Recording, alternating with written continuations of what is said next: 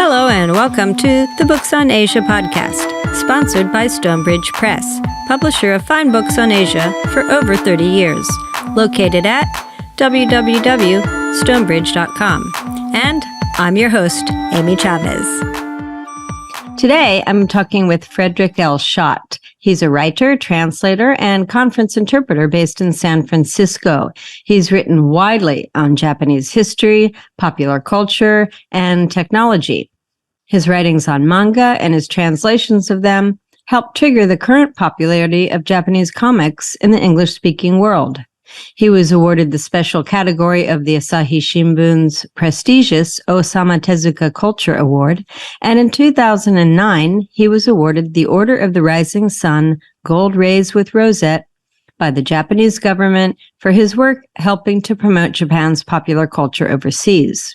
Today, we're going to talk about two of Fred's historic nonfiction books, mainly Professor Risley and the Imperial Japanese Troupe, How an American Acrobat Introduced Circus to Japan and Japan to the West.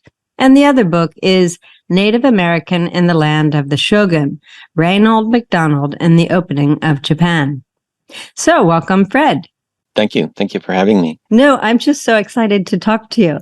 I've read lots of your books, and the most recent one was about Professor Risley and his Japanese troupe.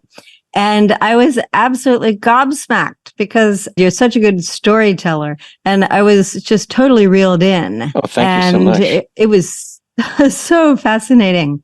Now, one thing I noticed, though, was that you had so many references in the back. And that must have taken you a long time to write and research. It did take a long time, but it wasn't as bad as some other books I've done where I just had to spend so many hours with microfilm and microfiche because of modern technology. I was actually able to do a lot of work remotely. Although I did, I went to libraries in Australia and I went in Japan and all the places that were relevant, even in France, because I've been writing a long time. But one thing that was just wonderful was to be able to see how some nations have really preserved their newspapers. Because Risley's story, so much of it plays out in newspapers because he was a publicist, the likes of which we very rarely see in history. Oh my gosh. Wherever he went, he was in the newspaper, and he made sure he was in the newspaper. Yeah, he was quite a character. And he lived in a world where you lived by publicity. So being able to access, for example, the newspapers in New Zealand in particular, and Australia, and also in Europe, Spain and whatnot, was just amazing. And they're much better organized in many countries than they are in either Japan or the United States, where, of course, the U.S., everything is so commercialized, you have to pay everywhere you go. But some of the newspapers in Australia and New Zealand and Europe, I mean, it's just like having the newspaper right there. It's just amazing today what you can do. So this is a good time then to introduce this man, Richard Risley Carlisle. And can you just give us an idea of who he was, where he was born, and what in the world made him want to go to Japan? He was born around 1814 in New Jersey, in Salem, New Jersey. But he considered Philadelphia, Pennsylvania to be his true home. He went by the name of Professor Risley, but of course he was not an academic professor. In those days, the word professor was something you could also apply to people who just had a lot of charisma and they could attract a following and they seemed to know a lot about something and they wanted to publicize themselves. And that's the kind of professor he was. How he became interested in Japan is really the subject of my book. But I don't think that he spent his early life dreaming of going to Japan. That would have been just way too difficult. And when he was a young man, for example, it would have been virtually impossible for him to get into Japan. It's something that much later in life, I think he thought about, probably when he was in Shanghai. Okay, so he started out as an acrobat himself, right? That's right. And one of his moves, the Risley Act, is still used today. Is that correct? That's right. It's one of the few circus acts that's actually named after an individual. Okay. It's called the Risley Act. And can you explain it? Well, he started out juggling one son, and what he would do, and usually what the Risley Act involves is one person lies on their back, and then the other person is juggled by the person lying on the ground with their feet. And Risley was able to do this with one son and later with two sons. And today he would probably be arrested for child abuse because he'd hurl his sons way in the air and twirl them around, and they were acrobats themselves. And these sons were like 5 years old, right? They started out, around 5. And of course, there's a limit to how long you can juggle your sons. So when they got too big, he had to retire them to Philadelphia and picked up a person who became his quote unquote son. And in those days, that was also quite common, where you would showcase someone as your son, but it wouldn't necessarily be your real son. But in the very beginning, he was juggling his own sons. And that was probably one reason for his extraordinary success.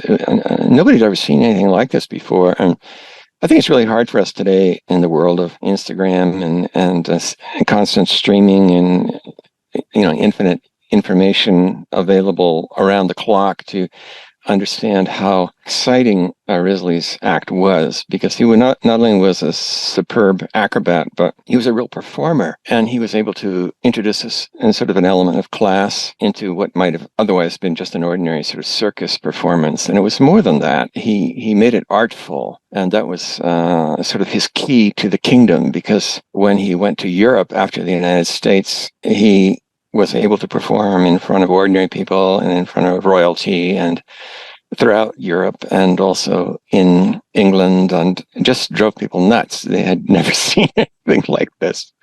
I was also flabbergasted by those giant Mississippi panoramas. Could you explain that a little bit? I just hadn't heard of that before either. Yeah, I think it also surprises people because Professor Risley was involved in so many different things. And one of the ventures he became involved in briefly was this concept of these giant panoramas. And these were very popular in the mid-19th century in certain circles in both the United States and in Europe. And this was before, of course, there was television and before there were movies. And these giant panoramas were painted at great expense. And they were just huge, and they were usually rolled. My understanding is that they would have been, you would have gone into a space where you would see this vista, and these things the paintings were like 12 feet high, and then they might be hundreds of feet long, and they would be rolling. You could roll them. You'd have people there's an apparatus that would be used to roll these things. So they're very unwieldy and also hard to travel with. But for the time, it was like a sort of virtual reality, of 19th century virtual reality, you might say. And people were just in awe of these things until they got tired of them, of course. And Risley was involved in this venture, the Panorama of the Mississippi, which was this huge, many hundreds of feet long vista of the Mississippi. So you could stand there and you could watch this thing moving slowly, these scenes moving slowly, and you could imagine in your mind that you're sort of going down the Mississippi, and you'd see, boats burning, and you'd see Indians, and you'd see, all kinds of things, beautiful vistas and whatnot. And for people in that day, this was really an extraordinary thing. But that was just one of many ventures that Risley was involved in, because he had his fingers in everything. Yeah, that's really interesting, though. I'd love to see one myself. And then he was so successful that in the 1840s and 50s, he became a household name, right? That's right. He was a household name. And you can see people referring to the Risley Act, or it became a figure of speech. You say, like Risley, and that extraordinarily agile. Sometimes it would be, in England, I believe, sometimes it was used to refer to politicians. They could, weasel out of some difficult situation. He was a household name. It's hard to believe, but it's true. I think it's not so hard to believe. What's to me is hard to believe is that he's no longer like someone that we all know about and recognize his name. Right. And actually, not only Risley, but the whole idea of Japanese acrobats that he put together, it's hard for us to understand today how popular they were outside of Japan, because Risley and others pioneered this form of entertainment. And it was a short-lived phenomenon, And it basically ended, I think, with World War I.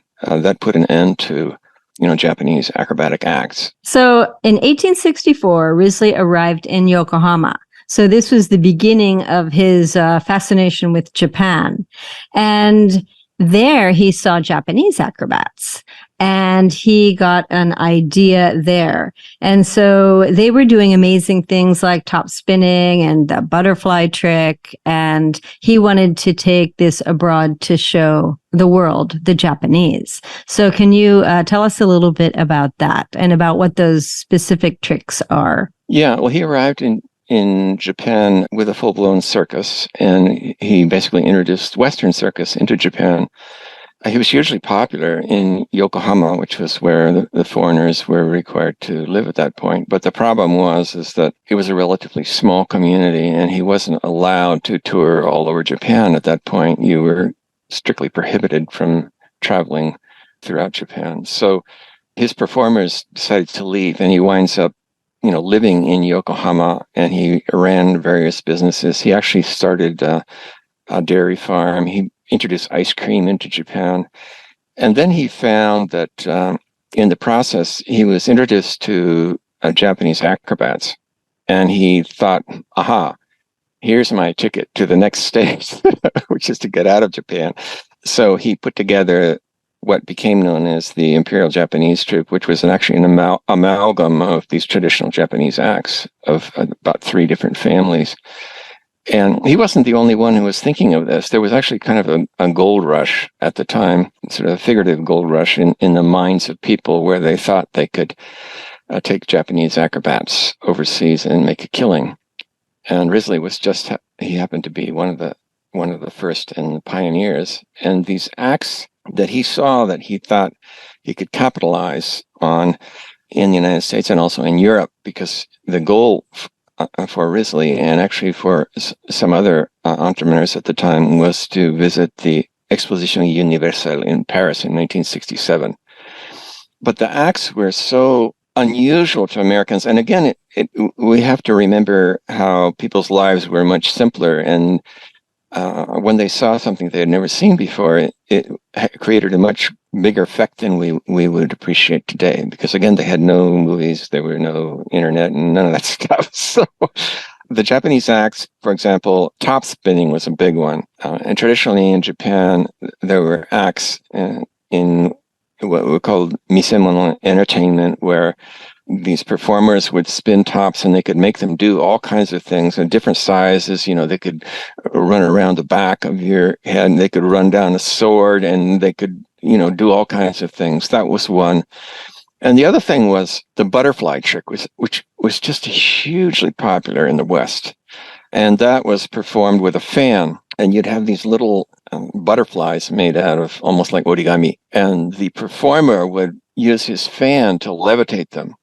And he could manipulate these butterflies. So they looked like real butterflies, and they would fly all over the place. And of course, not only could the Japanese performers do this, also was able to frame them with in a more artistic venue. So there would be like, a backdrop painting maybe of some scene from Japan with Mount Fuji or something like that, and probably a pine tree somewhere. And these became just amazing acts. There was also ladder tricks where the Japanese performers would balance. They would have some young performer balance on top of way up on top of a ladder, which was being manipulated by a lifter at the bottom. These were all very new tricks to Western audiences who were used to, at this point, they were used to what we think of as a circus, which is based on the Roman, circus, going around in a circle with a prescribed diameter so that people don't fall off their horses and that kind of thing. But this was different, and this was much more exotic. No, there were no animals, really. Oh, he did use horses, didn't he, at some point? But from the beginning, it was basically people and acrobats, wasn't it? When Risley was in Asia, when he was in Australia, and I should reframe everything, because when he was younger, before he went to Japan, he had a true circus, a Western-style circus with animals and with people in California, for example. When he was in Australia, mainly it was himself and a contortionist and his young son doing the Risley act and other performances. But then he also put together a full circus after New Zealand and Australia, and when he went into Asia, and when he was in India and Calcutta, also when he was in Singapore and Manila, there he had a full circus. So how did he travel with all those animals? Well, that's the trick. You get on a ship, and it's not easy. It costs a lot of money. You have to have a big contingent. And in Asia, of course, when he, for example, arrives in Shanghai in 1863, it's right in the middle of the Taiping Rebellion, and you have this problem of your performance start dying. So in India as well, there's all these accounts of people in those days saying you can meet somebody at night, and then you have a drink with them, and in the morning they're dead from cholera, that kind of thing. So it was a high risk venture. And in Japan, that's another reason why he couldn't keep his circus together, because it takes a lot of money. And because they couldn't perform outside of Yokohama, everyone left. And then he had to put together this new venture with Japanese acrobats. And once he did the Imperial Japanese troupe, which was really this amalgam of these traditional Japanese performing families, there were no horses involved with that. And things were much simpler. There was still a certain amount of apparatus that you needed. The ladders, you needed backdrops, you need that kind of thing. You need an interpreter. There's all kinds of things you need, but it wasn't as extreme as having a full circus. And for me, the idea that someone in 1862, 63, for example, could take a full circus from Australia into Asia, to Calcutta, Manila, Indonesia, it's just incredible. But that's what he did. Well, it's fascinating because even before he got to Japan, when they wanted to go from, for example, the West Coast to the East Coast, they took a boat because you couldn't get through the Rocky Mountains at that time, or through most of the West. It was still wild. And so they went down the Western coast to Panama, to the isthmus there, and they got off the boat. They crossed by land to the other side of Panama and got on another boat. And then eventually 2 weeks later arrived on the East Coast. So it was just a different world then. And to think that someone like Risley would do all that and still be able to, profit and become have such a good business. It really takes a special person to do that. Well, it's just amazing that he survived all that, because a lot of people in those days didn't. And if you look at the ship manifests, if you go from San Francisco to New York across the Isthmus of Panama, or they also sometimes went dock and then you'd go across Nicaragua, the fatality rate was fairly high. You can see, on the ships, they arrive in New York and so died of disease on the way, that kind of thing. It was a major undertaking because there was no transcontinental railroad yet. But it was a lot faster than going all the way down around the Straits of Magellan, which is what people had done even earlier. So sure. They probably thought, well, wow, it's not bad. But there was somebody who said that someone wrote, which really struck me at the time, in the 1850s, they said San Francisco was almost as isolated as Japan had been because there was no railroad, and it was so hard to get news from New York and anything delivered from New York or from the East Coast or from Europe. It was very isolated. So he put together this Japanese troupe, his imperial troupe, and he took them around the world, starting, I guess, in the U.S. And I thought some of those passages were quite humorous about, as foreigners coming to Japan, we're always making all these faux pas because we don't know the culture, we don't know the etiquette.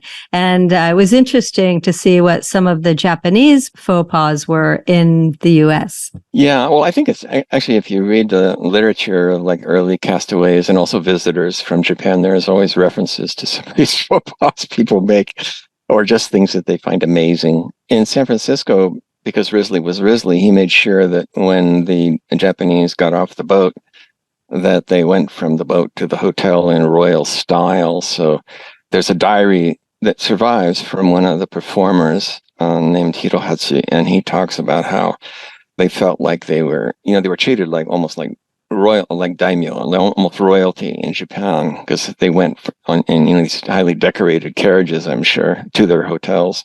And then there's a lot of things that, of course, they didn't they didn't know, they weren't familiar with. So in the evening, when they're trying to figure out how to eat rice or whatever, they wind up using the chamber pot because they think that that's what they should use to eat rice, with not knowing that actually what you used it at night when you didn't want to go out to the outhouse or whatever. So things like that. And then later on, it wasn't a football so much, but there are many interesting aspects to what the Japanese saw of the West, not only in the United States, but in Europe. And Hirohachi, for example, kept this diary, and he visited prostitutes all over, the United States and in Europe. And also, at one point, the Japanese performers got in a fight in Holland. I think they were probably being made fun of or something. And Japanese acrobats in the Japanese hierarchy were very, very low on the totem pole. They were almost what you might call himin, or almost part of the untouchable level of society.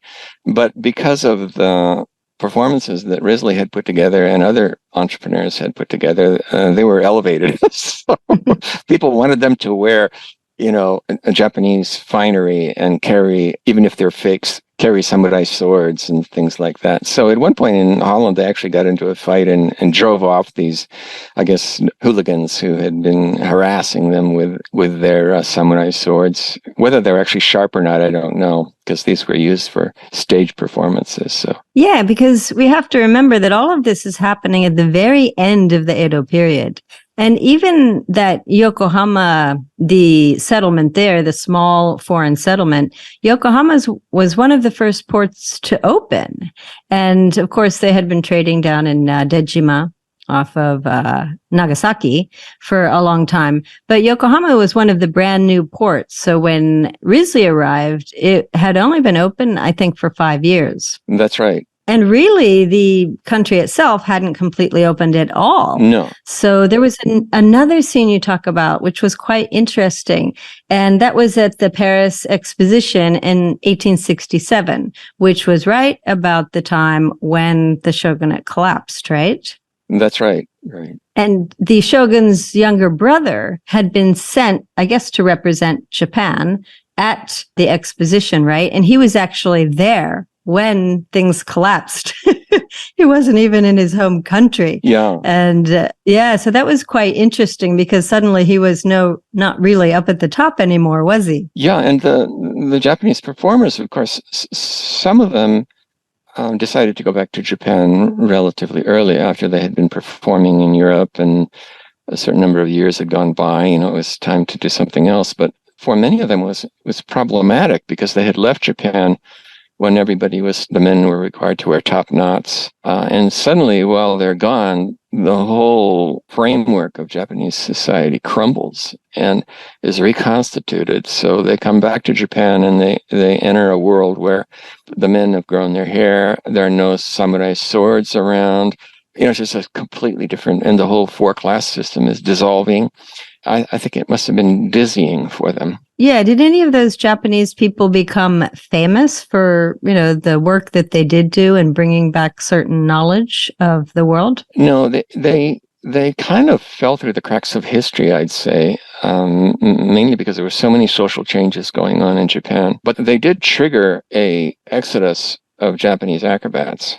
And as I mentioned earlier, this sort of fad in Japanese acrobats continued in the West, in both the United States and in Europe, really up until almost World War I. If you look at, the newspaper listings of entertainment, you'll see Japanese acts, and you'll see performers named Little All Right. Little All Right was the name of a small boy named Umekichi Hamaikari, and he was one of the most popular of Risley's performers, and he was so popular that nearly every Japanese acrobatic troupe that left Japan and visited the United States and Europe subsequently had one performer who was a kid who was named Little All Right.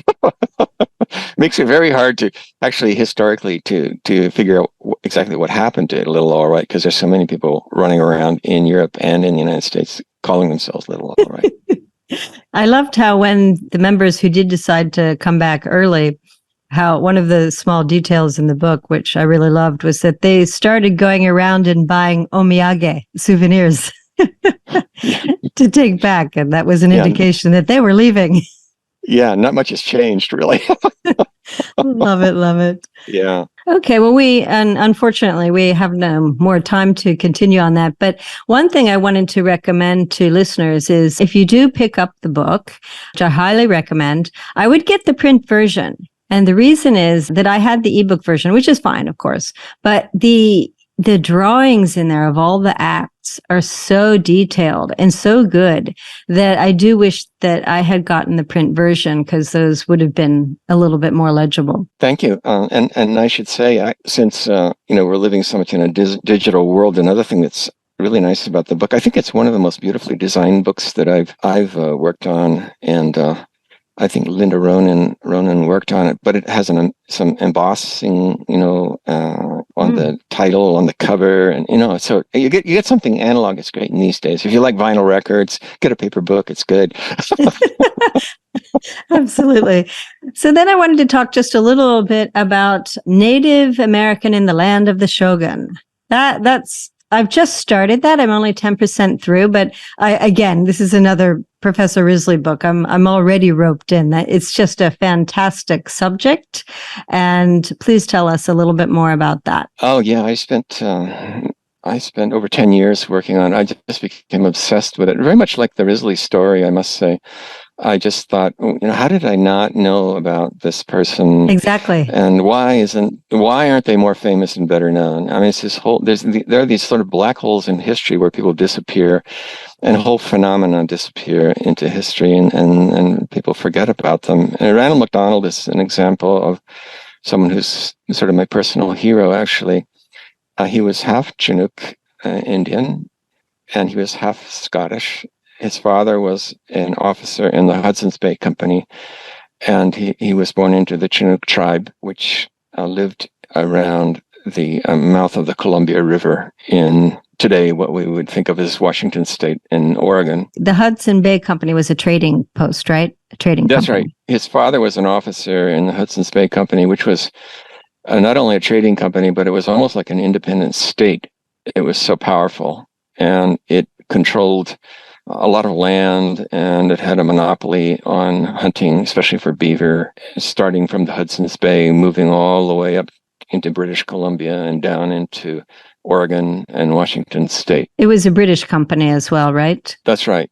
That's right. But very unique. Ranald was born in 1824 in what's today known as Astoria. So his mother was Native American and his father was a Scottish officer. And he was raised in the Columbia River area, and then also in Red River in the Winnipeg area of Canada. And then he briefly went to apprentice as a bank's clerk in St. Thomas, Canada, and then he dropped out. And he wound up in Sag Harbor in one of the New England whaling ports around the time that Herman Melville and other young men who wanted adventure and action were getting on whaling ships. And he got on a whaling ship, and at some point he decided that he wanted to go to Japan, and he entered Japan in 1848. So illegally. Illegally. This is before Japan was officially open to the world, before Commodore Perry had even arrived. He landed on Dishiri Island, which is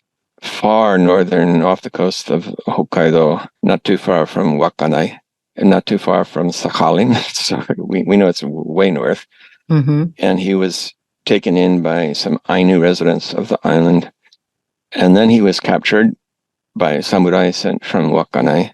And then he was sent down to Nagasaki, and he spent 6 months in prison in Japan. But he taught the interpreters in Nagasaki, the official government interpreters in Nagasaki, English, because they did not know English. They only knew Dutch and Chinese at that point, and they were desperate to learn English.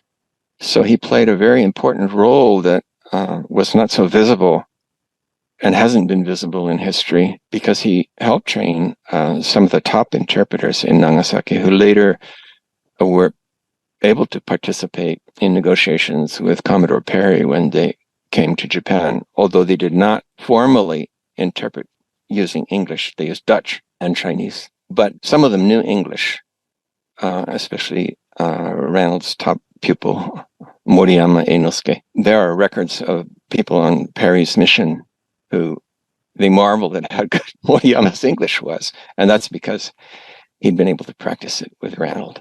So Ranald became kind of my hero, and I spent 10 years trying to figure out, who he was. What did he really do? Where did he come from?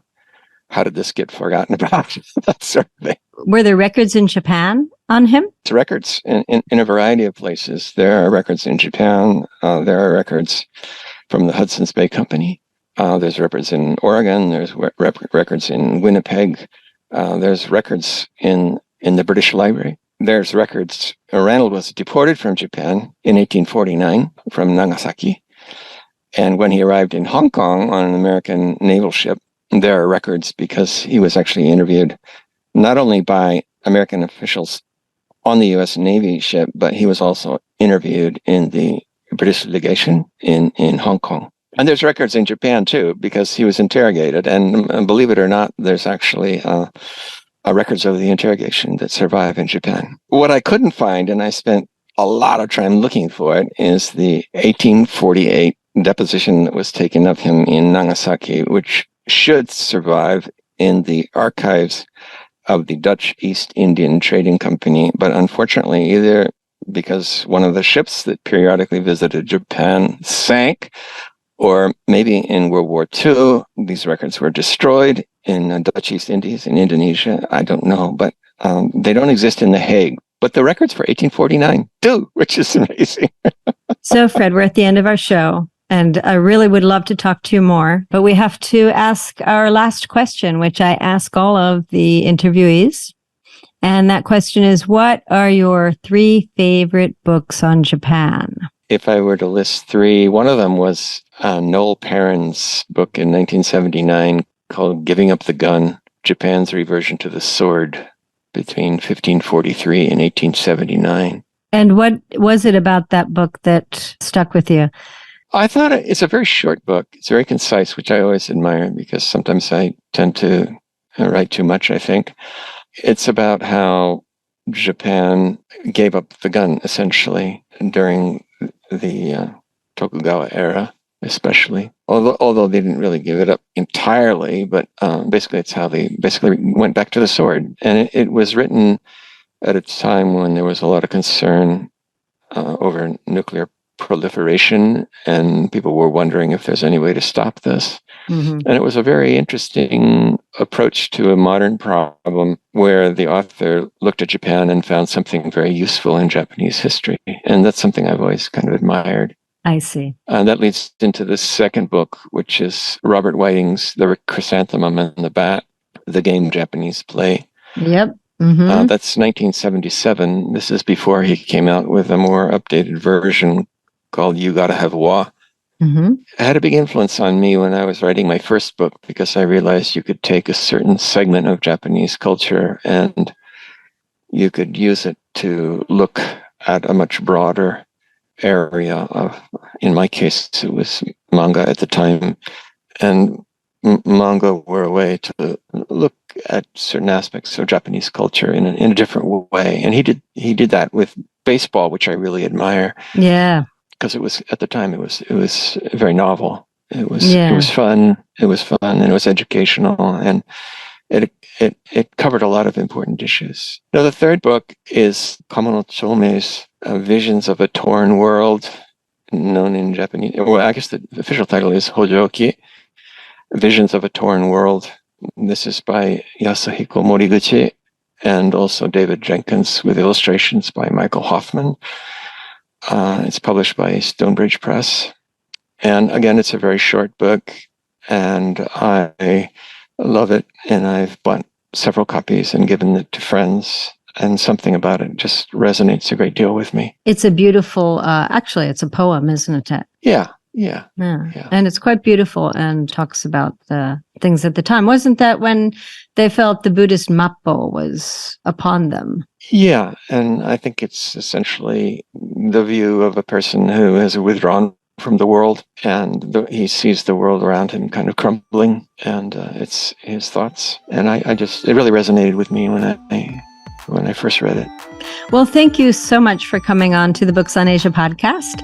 And I will leave all those links to your books in the podcast show notes so people can follow up as well. And thank you to Stonebridge Press. You've been listening to the Books on Asia podcast, produced and edited by Amy Chavez and Michael Palmer.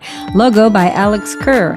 The Books on Asia podcast is sponsored by Stonebridge Press, publishing quality books on Asia for over 30 years. You can find their books at www.stonebridge.com. And I'm your podcast host, Amy Chavez, author of Amy's Guide to Best Behavior in Japan and The Widow, the Priest, and the Octopus Hunter, Discovering a Lost Way of Life on a Secluded Japanese Island.